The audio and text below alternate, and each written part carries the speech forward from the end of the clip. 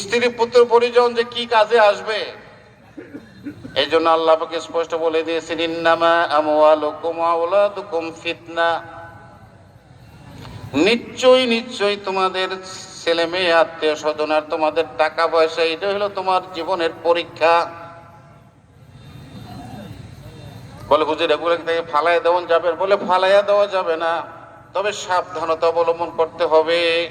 এরা তোমাদের জন্য জাহান্নামের কারণও হইতে পারে, জান্নাতের কারণও হইতে পারে। ঠিক কিনা বলেন? এই জন্য এদেরকে যদি ঠিকঠাক মতো কোরআন হাদিসের বিধান মতো চালাইতে পারি, এদের উসিলায় হয়তো জান্নাতেও যাওয়া যাবে। আর যদি আল্লাহর হুকুমের মতো না চালাই, হুকুম মতো না চালাই, রাসূলের তরিকা মতো না চালাই, এরাই কিন্তু কিয়ামতের মাঠে আমাকে আল্লাহর আদালতে দাঁড়াইয়া জাহান্নামের দিকে এরা আমাদেরকে সুপারিশ করে নিয়ে যাবে। বলেন নাউজুবিল্লাহ। এরাই, এই আদরের সন্তান, স্ত্রী পুত্র পরিজন, এরাই আমার বিপক্ষে সাক্ষী দিবে সেই দিন। তাদেরকে বলি কেন, হাত পা অঙ্গ প্রত্যঙ্গ এগুলো আমার বিপক্ষে সাক্ষী দিবে। তখন হাত পাকে লক্ষ্য